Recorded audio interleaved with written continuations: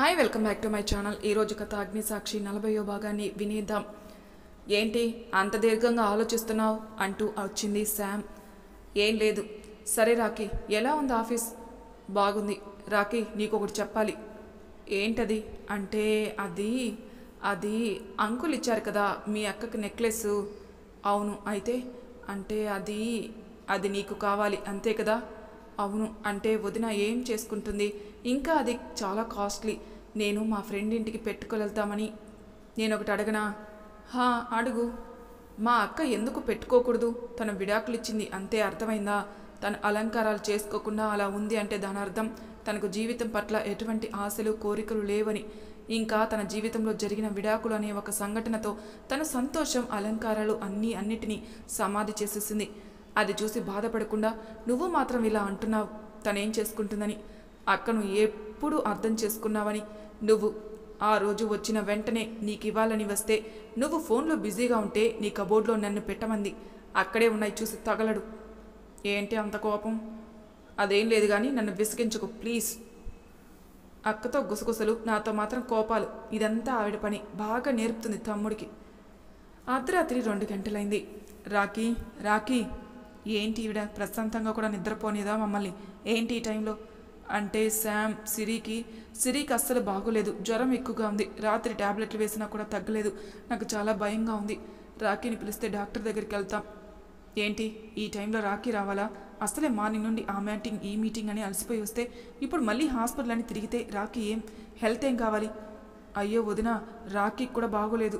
Night vomiting చేసుకున్నాడు. ఇందాకే ట్యాబ్లెట్లు వేసుకుని ఇప్పుడే నిద్రపోయాడు. పర్వాలేదులే, వెళ్ళి లేపుతా. అయ్యో, రాకీకి కూడా బాగోలేదా? అయితే వదిలేసాం, నిద్రపోనివ్వు రాకీని. సరే, ఇంక నేను వెళ్తాను. కానీ సిరిని ఈ టైంలో ఎలా హాస్పిటల్కి తీసుకెళ్ళాలి? ఆటోలు కూడా ఉండవే. దేవుడా, ఏంటి నాకు ఈ పరిస్థితి? ఇప్పుడు సిరిని ఎలా తీసుకెళ్ళాలి? అసలే సిరికి చాలా జ్వరంగా ఉంది. ఇప్పుడు ఎవరు వస్తారు? శివ. ఇప్పుడు తనే వస్తాడు. కానీ తనను పిలిస్తే మళ్ళీ వెంట పడతాడేమో. ఏమన్నా అవని, నాకు సిరి ముఖ్యం. కానీ తన నెంబర్ నా దగ్గర లేదు కదా, డిలీట్ చేసేసా. అయ్యో, ఉండనివ్వాల్సింది. మొన్న చేశాడు కదా, అది తన నెంబరే అనుకుంటా. చేస్తా అనుకుంటూ ఫోన్ చేసింది. కానీ అది శివ నెంబర్ కాదు కదా. గుర్తుంది కదా అది ఎవరి నెంబరో? కార్తీక్ దండి. హలో ఉమా గారు, ఏంటి ఈ టైంలో మీరు? నేను కార్తీక్ని. ఏంటి ఇది శివ నెంబర్ అనుకుంటే కార్తీక్ గారు లిఫ్ట్ చేశారు. హలో హలో ఉమా గారు. కార్తీక్ గారు, ఏమైంది ఈ టైంలో ఫోన్ చేశారు? అంతా బాగానే ఉంది కదా? అంటే అది కార్తీక్ గారు, ఇంకా చెప్తాను. అసలే సిరికి బాగలేదు కదా. కార్తీక్ గారు, అసలు ఏం జరిగిందంటే అంటూ అంతా చెప్పి మీరు రాగలరా అని అడిగింది. వస్తాను, మీరు టెన్షన్ పడకండి. థ్యాంక్స్ అండి. అలా ఉమా, కార్తీక్ ఇద్దరు కలిసి సిరిని హాస్పిటల్కి తీసుకుని వస్తారు. హాస్పిటల్కి వచ్చారు కానీ డాక్టర్ ఉన్నారో లేదో తెలియలేదే అన్నాడు కార్తీక్. ఉమా ముందే టెన్షన్తో ఆయనకి ఫోన్ చేశాను. ఆయన హాస్పిటల్కి తీసుకురమ్మన్నారు. ఉంటా అన్నారు. ఓ అవునా, ఉండండి, నేను వెళ్ళి అడుగుతాను డాక్టర్ ఉన్నారో లేదో అంటుంది ఉమా. పాపనివ్వండి, నేను ఎత్తుకుంటా, మీరు వెళ్ళి అడగండి. అంటే అది పర్వాలేదు, ఇవ్వండి. తీసుకోండి. కార్తీక్ గారు, డాక్టర్ వస్తున్నారట, పాపనివ్వండి, నేను ఎత్తుకుంటాను. వద్దులేండి, నేను ఎత్తుకున్నాను కదా. అది కాక పాపని మీరు చాలాసేపు ఎత్తుకోలేరు. అంటే మీరు చూడండి ఎలా ఉన్నారు. అసలు భోజనం అన్నా చేశారా లేదా? నీరసంగా కనిపిస్తున్నారు. కార్తీక్, నువ్వు భలే కనుక్కున్నావే. పాపం ఎక్కడ చేసింది ఆ లీలావతి పుణ్యమా అని. చాలా థ్యాంక్స్ అండి, అడగగానే వచ్చారు మీరు. మన మధ్య థ్యాంక్స్ ఎందుకండి? ఏంటి అంటే మా నాన్న తరపున అలా అన్నానులే. అలా పొద్దున మార్నింగ్ అయింది. హాస్పిటల్లో డాక్టర్ పాపకి వైరల్ ఫీవర్ అని అక్కడే ఉండమని చెప్పేసరికి ఉమా, పాప ఇంకా కార్తీక్ అక్కడే ఉన్నారు. అక్కడే చైర్లో నిద్రపోతూ పాప చేయి పట్టుకుని ఉన్న ఉమాను చూస్తూ, ఏంటి తను అంత అర్ధరాత్రి నాకు ఫోన్ చేసిందంటే నేను తనకి ఇంపార్టెంట్ అనే కదా. అవును, అందుకే నాకు ఫోన్ చేసింది, లేకుంటే ఎందుకు చేస్తుంది? ఉమా, నువ్వు లైఫ్లో చాలా చాలా కష్టాలు పడ్డావు. ఇలా నేను చూడలేకపోతున్నాను. కానీ ఏం చేద్దాం అనుకుంటూ తననే చూస్తూ ఉన్నాడు. ఇంతలో ఉమా ఫోన్ రింగ్ అయ్యేసరికి ఉమా నిద్రలో ఉంది కదా అనుకుంటూ ఫోన్లో రాకీ నెంబర్ కనపడేసరికి లిఫ్ట్ చేయడానికి బయటికి వెళ్ళాడు. హలో ఎవరు మీరు? అంటే అది శివ, నువ్వా? అయినా అక్క ఫోన్ ఎందుకుంది నీ దగ్గర? నిన్ను మళ్ళీ తనని ఇబ్బంది పెడుతున్నావా నువ్వు? అసలు ఎక్కడున్నారు మీరు? అక్క ఎక్కడుంది? చూడు, అక్కని ఇబ్బంది పెట్టాలని చూసావు, నా చేతిలో చేస్తావు. హలో రాకీ, కాస్త నేను చెప్పేది వింటావా? అక్క తమ్ముళ్ళు అస్సలు వినిపించుకోరే. నేను కార్తీక్ని. కార్తీక్ గారు, మీరా? అంటే నీకు బాగోలేదని ఉమా నాకు ఫోన్ చేసింది. నైట్ పాపకి వైరల్ ఫీవరు. డాక్టర్ ఇక్కడే అబ్జర్వేషన్లో ఉండమన్నారు. అవునా, సరే నేను వస్తున్నాను. రాఖీ వద్దులే, నేను చూసుకుంటా, నువ్వు రెస్ట్ తీసుకో. నీకు బాగోలేదుగా. అయినా డాక్టర్ వస్తే మేము కూడా ఇంటికే కదా వచ్చేది. నాకా? అవును, నీకు వామిటింగ్స్ ఇంకా హెల్త్ బాగలేదని ఉమా చెప్పింది. హో సరే ఉంటా కార్తిక్ గారు అంటూ కోపంగా శామ్ ఏంటి రాఖీ? అక్క నిన్న రాత్రి. అవును, నేను అబద్ధం చెప్పా. అయితే ఏంటి? ఎప్పుడు చూడు అది ఇది అనుకుంటూ వెనకాల తిరుగుతూ ఉంటావు, అందుకే అబద్ధం చెప్పా. అవునా, చాలా థ్యాంక్స్ శామ్. నిజంగా నా పనిని చాలా సులభం చేశావు నువ్వు. చాలా చాలా థ్యాంక్స్. ఏంటి అలా అంటాననుకున్నావా? నిన్ను ఇప్పుడు కాదే, తర్వాత చెప్తా. అమ్మయ్య, ఇలాగైనా వాళ్ళ దగ్గరైతే బాగుండు. శామ్ కోపంగా చూస్తూ ఉంది. ఏంటి లిఫ్ట్ చేయడం లేదు అనుకుంటుంది ప్రియా. హలో మహి, నేను. ఏంటి ఇంత పొద్దున్నే చేసావు? చెప్పా కదా నీకు నాతో మాట్లాడొద్దని. అంటే మహి, బాబుకి ఇంజెక్షన్ వేయించాలి కదా. అయితే వెళ్ళి వేపి నాకు చేయడం ఎందుకు? అంటే మహి, నా దగ్గర డబ్బులు. అయితే నీ భర్తకు ఫోన్ చేసి అడుగు, పంపిస్తాడు. మహి, లేకపోతే నన్ను అడుగుతావేంటి? వికాస్కు ఫోన్ చేయి, వస్తాడు. వద్దులే, చాలా థ్యాంక్స్. మంచి సలహా ఇచ్చినందుకు. నాకు బుద్ధి లేదు. నీకు చేశాను చూడు. నాకంటూ ఉంది నువ్వే, అందుకే నీకు చేశాను. కానీ నీకు ఈ మధ్య చాలా వెటకారం వచ్చింది. నీకు నచ్చిన వాళ్ళు ఉన్నారు కదా, ఎవరు ఎలా పోతే నీకెందుకులే. సర్లే కానీ హాస్పిటల్ దగ్గరకు రా. మళ్ళీ ఇంజెక్షన్ వేయించుకుంటే బాబుకు ఇబ్బంది కదా అంటూ ప్రియా అక్కడికి బయలుదేరతారు. మహి కూడా వెళ్ళడంతో ఆ హాస్పిటల్లోనే ఉమా ఉంటుందండోయ్. ఉమా ఇదిగో నీకోసం టీ తెచ్చా అన్నాడు కార్తీక్. అయ్యో, మీరు ఇంకా ఇక్కడే అందుకున్నారండి. వెళ్ళండి, నేను ఇక్కడ చూసుకుంటానులే. పర్వాలేదు, ఇప్పుడు ఇంటికెళ్ళి నేను చేసేది ఏముందిలే, నీ గురించి ఆలోచించడం తప్ప అన్నాడు కార్తీక్. ఏమన్నారు? అంటే అది పాపకు బాగులేదు కదా, అందుకే అలా అన్నాను. చాలా థ్యాంక్స్ అండి, మీరు వచ్చారు. లేకపోతే ఎలా తీసుకెళ్ళాలి అనుకున్నాను. చూడండి, మీరు ఎప్పుడైనా నాకు కాల్ చేయొచ్చు, అర్థమైందా? అస్సలు మొహమాట పడకండి. థ్యాంక్స్ అండి. కొద్దిసేపటికి డాక్టర్ వచ్చి పాపను చూసి కొన్ని టాబ్లెట్స్ ఇంకా కొన్ని మెడిసిన్స్ రాసి ఇంటికి తీసుకెళ్లొచ్చని చెప్పారు. సరే అని ఉమా అమౌంట్ పే చేయడానికి వెళ్ళింది. అక్కడ అమౌంట్ పే చేస్తూ అటువైపుగా డాక్టర్ రూమ్ దగ్గరికి వెళ్తున్న మహిని చూసి, అయ్యో వీళ్ళు కూడా ఇక్కడికే రావాలా? ఈయన ఎక్కడ ఏం చేస్తున్నాడు? అది చిన్నపిల్లల హాస్పిటల్లో అనుకుంటూ అటువైపుగా మహి వెళ్ళిన చోటుకు వెళ్ళగానే అక్కడే కూర్చుని ఉన్న ప్రియా చేతిలో బాబు కనపడేసరికి, నేనేంటి ఈయన వెనకాల వచ్చాను? బాబుకి బాగులేదని వచ్చారనుకుంటా. కానీ సిరికి బాలేదు. సిరి పక్కన ఉండాల్సిన వ్యక్తి మరొకరితో ఇక్కడున్నాడు. సిరికి దక్కాల్సిన ప్రేమను మరొకరికి పంచుతూ, సిరి తల్లి నన్ను క్షమించమ్మా, నీకు తండ్రి ప్రేమను లేకుండా చేస్తాను. కానీ నీకు ఈ మనిషి ప్రేమ లేకుంటేనే నువ్వు బాగుంటావు. కానీ ఇందులో ఈ అమ్మ తప్పు లేదని నువ్వే పెద్దయ్యాక అర్థం చేసుకుంటావు తల్లి. ఉమా ఏంటి అక్కడుంది? ఉమా అంటూ కార్తీక్ పిలుస్తున్నాడు. వస్తున్నాను కార్తీక్ గారు. ఏంటి ఏమైంది అలా ఉన్నావు? కళ్ళేంటి? అంటే సిరికి బాగాలేదు కదండి, అందుకే. నువ్వేం బాధపడకు, సిరికి ఇప్పుడు బాగుంది, వెళ్దామా? ఏంటి నేను ఆ మనిషి నన్ను వద్దు అనుకున్నాడు, అందుకే కదా నేను తనకి దూరంగా ఉన్నాను. 3 సంవత్సరాలు తను లేకుండా ఉన్నాను. కానీ ఇప్పుడెందుకు నా మనసు ఇలా అవుతుంది? తను వద్దు అనుకున్నాడు, ఆ బంధం కూడా తెగిపోయింది. తను మరొకరి బంధంతో తన జీవితాన్ని మొదలుపెట్టాడు కూడా. కానీ నా మనసు ఎందుకు ఇంత బాధపడుతుంది? ఎందుకు నేను నిజాన్ని తీసుకోలేకపోతున్నాను? ఏంటి నేను ఆ మనిషి గురించి ఎందుకు ఆలోచిస్తున్నాను? ఉమా ఏమైంది? ఏం లేదు. పాప నువ్వు ఎందుకు? ఇల్లు వచ్చింది, నువ్వు దిగు. వెనక ఉన్నవి కూడా తీసుకోవాలి కదా. పాప నేను తీసుకుంటాను. సరే అండి. ఏమైంది తనకు అలా ఉంది? ఉమా కార్తీక్ల కోసం చూస్తున్న రాఖీకి కార్ సౌండ్ రావడంతో చూడ్డానికి బయటకు వచ్చాడు. కార్తీక్ పాపనెత్తుకొని అతని పక్కనే ఉమా నడుచుకుంటూ వస్తుంటే, అబ్బా నేను ఇదే కదా అనుకున్నది. దేవుడా, ఇలానే జరగాలి. ఇలా ఇద్దరు జంటగా ఎప్పుడు ఇంట్లో అడుగు పెడతారో ఏమో. వీళ్ళు ఇలా అడుగు పెట్టాలంటే నేను ఏదో ఒకటి చేయాలి. చేస్తా. అక్క జీవితం సంతోషంగా మారాలంటే నేను ఏదో ఒకటి చేయక తప్పదు. ఇప్పుడు కార్తీక్ గారి సైడ్ నుండి మొదలు పెడతా. ఆయన మనసులో మాట బయటకు చెబితే అప్పుడు మిగతా పనులు చకచకా చేయొచ్చు. కార్తీక్ గారు రెడీగా ఉండండి ఇంక మీరు అనుకుంటున్నాడు రాఖీ. ఏంటి అలా చూస్తున్నావు? ఇప్పుడు ఎలా ఉంది నీకు? బాగుందక్క. పాపకు ఎలా ఉంది? బాగుంది అనుకుంటూ కార్తీక్ చేతిలో ఉన్న పాపను తీసుకుని లోపలికి వెళ్ళింది ఉమా. ఇప్పుడు నేను వెళ్ళాలా ఉండాలా అనుకుంటున్నాడు కార్తీక్. రండి కార్తీక్ గారు, కూర్చోండి. శామ్ కాఫీ తీసుకురా. తెస్తా. తేకుండా చేస్తానా? తనేమో హాస్పిటల్లో అని గదిలో ఉంటే ఎవరు చేస్తారు పనులు? బాగా తప్పించుకుంటూ నన్ను ఇరికిస్తుంది. చెప్తా దీనికి. సిరి మెల్లగా తల్లి, ఇప్పుడు ఎలా ఉంది నీకు? ఉమా నాకు చాక్లెట్ కావాలి. ఇస్తా. నీకు జ్వరం తగ్గని ఉండు, నీకు పాలు తెస్తాను. తొందరగా రా ఉమా. తొందరగా వస్తా తల్లి, ఇక్కడే పడుకో. అక్క ఏంటి నువ్వు కార్తిక్ గారిని మర్చిపోయావా అంటే సారీ కార్తిక్ గారు, చాలా చాలా థ్యాంక్స్ అండి మీకు. పర్వాలేదు అంది. అది ఇంకా నేను ఏంటి ఒట్టి థ్యాంక్సేనా? కార్తిక్ గారు మీరు చూడండి ఎలా ఉన్నారు, వెళ్ళి ఫ్రెష్ అయ్యారండి, ఈలోపు టిఫిన్ అవుతుంది, అందరం కలిసి తిందాం. ఏంటి ఫ్రెషా? వద్దులే రాకి, ఇంటికి వెళ్తాను. అంటే ఇలా మిమ్మల్ని చూసి అంకుల్ అడగడం, మీరు చెప్పడం, అంకుల్ ఫీల్ అవడం ఎందుకు? ఇక్కడే ఫ్రెష్ అయ్యి రెస్ట్ తీసుకోండి, మళ్ళీ వెళ్దురు. పైగా మా కోసం అంత రాత్రి వచ్చారు, ఆ మాత్రం చేయలేమా మీకు? అంటే అది అక్క చెప్పు. ఏంటి రాకి ఇలా ప్రవర్తిస్తున్నాడు? అక్క ఏంటి ఆలోచిస్తున్నావు చెప్పు. ఇక్కడే ఫ్రెష్ అవ్వండి అన్నది ఉమా. ఉమా చెప్పింది కదా ఇక్కడే ఉంటే ఇంకా కొద్దిసేపు తనతో ఉండొచ్చు అనుకుంటున్నాడు కార్తీక్. కార్తీక్ గారు అక్క రూమ్ అటువైపు, రాకి నాన్న రూమ్ ఉందిగా, అందులో ట్యాప్ పనిచేయడం లేదక్క, అందుకే నా గదిలో శామ్ ఉంది, స్నానం చేస్తుంది అందుకే. అవునా సరే వెళ్ళండి కార్తీక్ గారు, ఈలోపు నేను మీకు క్లాత్స్ పంపిస్తాను. ఏంటి రాకి ఏదో కొత్తగా ప్రవర్తిస్తున్నాడు. ఏదైతేనేం ఉమా గది ఎలా ఉందో చూడాలి. చాలా బాగుంది, కానీ తనది ఒక్క ఫోటో కూడా లేదే. అక్కడే పడుకుని బొమ్మను చూస్తున్న సిరితో ఎలా ఉంది నీకు ఇప్పుడు అని అడిగాడు. బాగోలేదు, మళ్ళేమో నాకు చాక్లెట్ కావాలి, ఉమా ఇవ్వలేదు. అవునా అంటూ సిరితో మాట్లాడుతూ తనకి స్టోరీ చెబుతూ నవ్విస్తూ ఉన్నాడు కార్తీక్. మహి చాలా థ్యాంక్స్ అన్నది ప్రియ. బాయ్. మహి ఏంటి అంటే నాకు కొన్ని డబ్బులు ఇస్తావా, సరుకులు కూడా లేవు, నిన్న కూడా భోజనం. ప్రియా ఎందుకు ఇవన్నీ నీకు చెప్పు, వికాస్ ఎక్కడున్నాడో ఇప్పటికన్నా తెలుసుకో. చూడు గొడవలు అందరి మధ్య వస్తాయి, వాటిని సర్దుకుపోవడమే జీవితం. ప్రియా కోపంగా, మహి ఇందులో నా తప్పేం లేదు, తప్పు ఎవరిది అన్నది కాదు, బంధం ముఖ్యం. ఆ బంధం వద్దు అనుకుని నన్ను వదిలి వెళ్ళిపోయాడు.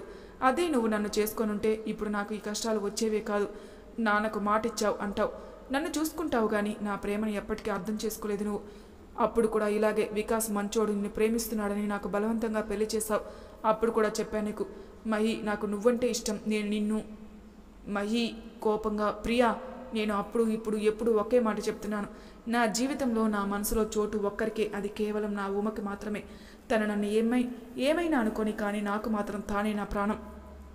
తనని నేను చాలా బాధ పెట్టా, తిట్టా, కొట్టా కూడా.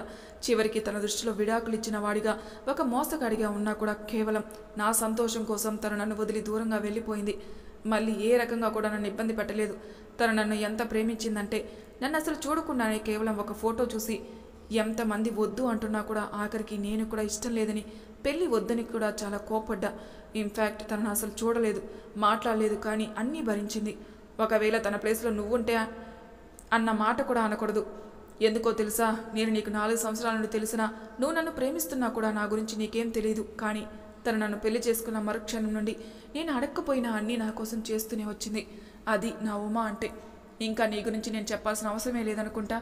చూడు ప్రియా, ప్రేమ పెళ్ళి అని ఆశపడ్డడం తప్పు కాదు.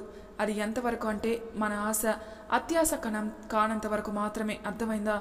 ఇంకెప్పుడు నీ ఆలోచనలో కూడా నేను ఉండకూడదు, వికాస్ మాత్రమే ఉండాలి. ఇప్పటికన్నా నువ్వు మారుతావని ఆశిస్తున్నాను. పద. నేను ఏదో ఒకటి చేయాలి. వికాస్ని ఎక్కడున్నా వెతికి పట్టుకొని అసలు ఏం జరిగిందో తెలుసుకొని వీళ్ళని కలిపితేనే నా సమస్య తీరుతుంది. ఇంతవరకు ఉమా కనపడలేదు, ఇంతకాలం వికాస్ గురించి ఆలోచించలేదు.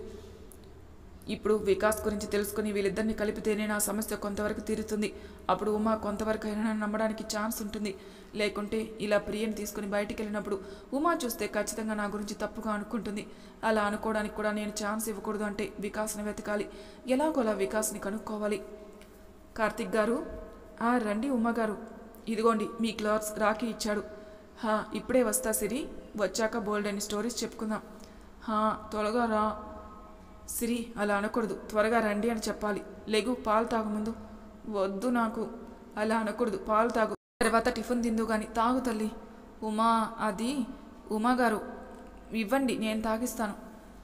ఇది మాకు మామూలే అండి, తనకు పాలు ఇష్టం ఉండదు, నేను తాగిస్తానండి, మీరు వెళ్ళండి. ఇటు ఇవ్వండి, నేను తాగిస్తా తనతో. సిరి గుడ్ గర్ల్ కదా, వెంటనే తాగుతుంది, అచ్చం స్టోరీలో గర్ల్ లాగా, డేరింగ్ అవ్వటానికి. తాగేస్తా, నేను కూడా డేరింగ్ అవుతా. ఏంటి సిరి, కార్తిక్ గారు చెప్పగానే తాగేసిందే, తను ఎవరు చెప్పినా పాలు తాగదు కదా అనుకుంటుంది ఉమా. ఉమాగారు, ఇంక నేను ఫ్రెష్ అయ్యి వస్తాను. తల్లి, ఇప్పుడు ఎలా ఉందిరా నీకు? మళ్ళేమో కొద్దిగా వేడిగా ఉంది ఉమా. అవునా, తగ్గిపోతుందిలే. వదినా, శామ్, ఏంటి నువ్వు నీ పాటికి నువ్వు గదిలో ఉంటే పనులన్నీ ఎవరు చేస్తారు? అయినా రాఖీ కంటే బుద్ధి లేదు. నీకన్నా లేదా? ఇలా ఎవరిని పడితే వాళ్ళని ఇంట్లోకి తెస్తే చూసే వాళ్ళకి ఎలా ఉంటుంది చెప్పు. నిన్ననే లీలావతి ఆంటీ అన్ని మాటలు అన్నారు. మళ్ళీ ఇలా చేస్తే అయినా నీకు చెప్తున్నా చూడు, నేను నీకు ఎంత చెప్పినా అంతే. మొన్ననే కదా చెప్పా, అయినా మారకుండా ఉన్నావు చూడు. అయినా చిన్న జ్వరానికి అంతలా ఏమైంది అని ఆయన్ని పిలిచావు. ఓ, నీకు మాట్లాడడానికి సాకు కావాలి కదా, అందుకే ఇలా సిరిని వాడుకున్నావు. అయినా నీకంటే బుద్ధి లేదు ఆయనకి. శామ్, చూడు, నువ్వు అంటుంటే ఊరుకుంటున్నానని ఏమైనా అనొచ్చు అనుకుంటున్నావా? నీ ఇష్టానికి నువ్వు మాట్లాడుతున్నావు. నేను సైలెంట్గా ఉన్నానంటే అర్థం నువ్వు అన్నవన్నీ నిజాలని కాదు, కేవలం గొడవలు ఎందుకని మాత్రమే ఊరుకుంటున్నాను. అది నువ్వు అర్థం చేసుకోకుండా మాట్లాడుతున్నావు. నేనేమి సాకులు వెతుక్కొని మాట్లాడాల్సిన అవసరం నాకు లేదు, అది కూడా సిరి మీద. ఇంకా బయట వాళ్ళు ఏమన్నా నేను పట్టించుకోను. కుక్కలు వాగుతూనే ఉంటాయి, అవి పట్టించుకోవాల్సిన అవసరం ఇంకా సమయం రెండూ నాకు లేవు. ఇంకొక విషయం, ప్రతిసారి నన్ను అంటున్నావు కదా పని చేయాలా అని. నువ్వే అంటావుగా నేను ఇంటికి చుట్టాని మాత్రమే అని. కానీ నువ్వు ఈ ఇంటికి కోడలివి. నువ్వే దగ్గరుండి అన్ని బాధ్యతలు చూసుకోవాలి, నేను కాదు. ఇప్పటి నుండి నేనేమీ చూడను, అన్నీ నువ్వే చూసుకోవాలి. ఇంకా ఇప్పటి వరకు ఇంటి ఖర్చులు అన్నీ మా నాన్న డబ్బులతోనే ఖర్చు పెట్టాను, అర్థమైందా? నేను నా కూతురు ఈ ఇంట్లో పడి తినడం లేదు. నువ్వన్నావు కదా తమ్ముడు మీద పడి తింటున్నానని. ఆ విషయానికి వస్తే రాఖీకి వచ్చే శాలరీ నీ షాపింగ్ కూడా సరిపోవు. ఇంకా మాకేం పెడతావు నువ్వు చెప్పు? ఇప్పటి నుండి ఇంటి బాధ్యతలు కూడా నీవే. వెళ్ళి మీ ఆయనకి చెప్పు, అర్థమైందా? అయ్యో శామ్, ఇలా అంటున్నాను అనుకున్నావా? అస్సలు అనను. అనేదాన్ని అయితే నువ్వు మొదటి రోజు ఇంటికి వచ్చినప్పుడే అనేదాన్ని, అప్పుడే అనదాన్ని ఇప్పుడు ఎలా అంటా చెప్పు? శామ్, ఆ చివరిగా చెప్పా చూడు బాధ్యతలు, అవి మాత్రం నువ్వే చూసుకో. శామ్ శామ్ హా, ఏంటి అలాగే ఉన్నావు? ఇంకా అయిపోయింది, నువ్వు వెళ్ళొచ్చు. ఇంకా ఈరోజు నేను సిరి దగ్గర ఉంటా, అన్ని పనులు నువ్వే చేయాలి. సరుకులు అయిపోయాయి, వెళ్ళి తీసుకొని రావాలి. వాటికి అయ్యే ఖర్చులన్నీ మీవే. వెళ్ళి రాఖీకి చెప్పి లిస్ట్ ప్రిపేర్ చేసి బయటికి వెళ్ళి తీసుకురమ్మని చెప్పు. ఏంటి, అర్థమైందా? ఇంకేం లేవు, నువ్వు వెళ్ళొచ్చు. ఏంటి ఈవిడ, ఇదంతా నిజమేనా? మాటలన్నీ అని అనలేదంటుంది, అన్నీ చెప్పలేదంటుంది, బాధ్యతలన్నీ ఇచ్చి మళ్ళీ ఆర్డర్లు వేస్తుంది. ఏం చేయాలి ఇప్పుడు? ఎక్కువగా మాట్లాడితే నా గొంతు నేనే తవ్వుకున్నానా? అలా ఏం కాదు, చెప్తా, ఏదో ఒకటి చేయాలి. బాగా అవమానించాలి తనని, అప్పుడు అర్థమవుతుంది నేనేంటో తనకి. అయినా ఇప్పుడు బయటికి వెళ్ళాలా నేను? రాఖీ ఏంటి మీ అక్క అంటూ జరిగిందంతా చెప్తుంది శామ్. ఏంటి? అవును, ఇదంతా నిజం. అవునా? సరే, ఇదిగో 2000 రూపాయలు తీసుకో. ఏంటి ఇలా అన్నదన్నా కూడా అలా క్యాజువల్గా ఉన్నావు? ఇంకా 2000 అవును. దీంట్లో ఆశ్చర్యం దేనికి? అక్క ఇలా అంది అంటే నువ్వు తనని ఏమన్నావో నేను అర్థం చేసుకోగలను. ఇంకా ముందు కూడా నేను అక్కకు 2000 ఇచ్చేవాడిని, ఇప్పుడు నీకు అవే ఇస్తున్నాను. కానీ రాఖీ, అన్ని సరుకులు అయిపోయాయి, మినిమం 5000 అవుతాయి. అయితే నాకెందుకు? నేను ముందు ఎంత ఇచ్చేవాడినో ఇప్పుడు కూడా అవే ఇస్తా. తేవడం తాకపోవడం నీ ఇష్టం. ఏంటి, అయినా మిగతా శాలరీ ఏం చేస్తావు నువ్వు? అలా అడిగావు, బాగుంది. అవి ఒక రాక్షసికి ఖర్చు పెట్టేవాడిలే. ఏంటి రాక్షసిక?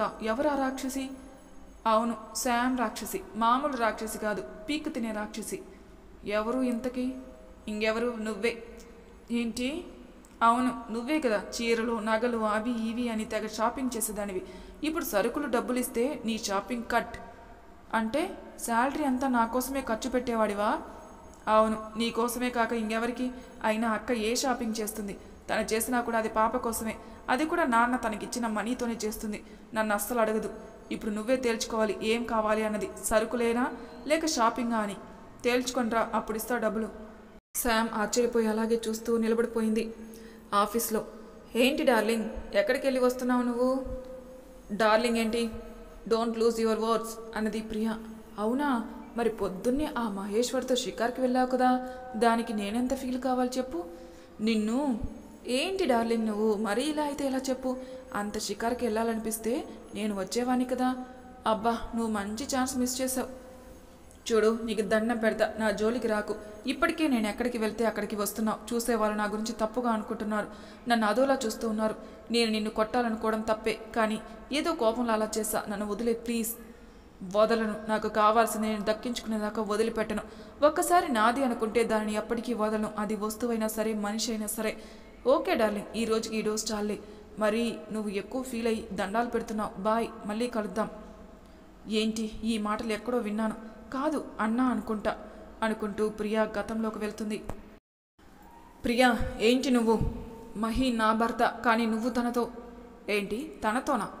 అదే, అలా క్లోజ్గా ఉండడం, తనతో నవ్వుతూ మాట్లాడడం, నువ్వు చేసేవి చూస్తుంటే అంటూ కోపంగా ఉంటుంది ఉమా. ఏంటి ఉమా నువ్వు, దాంట్లో తప్పేంటినా? చూడు, నేను ఇంకొకసారి మాటలతో చెప్పను, అర్థమైందా? నీ లిమిట్స్లో నువ్వుండు. అబ్బో చూడు ఉమా, నువ్వు ఏమనుకున్నా నాకు అనవసరం. మహిని వదలను. నాకు కావాల్సింది నేను దక్కించుకునేదాకా వదిలిపెట్టను. ఒక్కసారి నాది అనుకుంటే దానిని ఎప్పటికీ వదలను. అది వస్తువైనా సరే, మనిషి అయినా సరే. మహిని పెళ్లి చేసుకుని తీరుతాను, అర్థమైందా నీకు? అంటూ తన మాటలు తనకే గుర్తు చేసుకుంటూ ఉంటుంది ప్రియా. అప్పుడు ఉమాతో నేనన్న మాటలు మళ్ళీ నా దగ్గరికే తిరిగి వచ్చాయి. పాపం ఉమా కూడా నాలాగే బాధపడి ఉంటుంది కదా అనుకుంటూ ప్రియా బాధపడుతూ ఉంది. మరి తర్వాయి భాగంలో ఏం జరుగుతుందో నెక్స్ట్ ఎపిసోడ్లో తెలుసుకుందాం. అంతవరకు నా ఛానల్ని సబ్స్క్రైబ్ చేయని వాళ్ళు ప్లీజ్ సబ్స్క్రైబ్ చేసుకోండి. లైక్ చేసి షేర్ చేయండి. మీ అభిప్రాయాలు నాకు కామెంట్ రూపంలో తెలియచేయండి. Thank you for listening.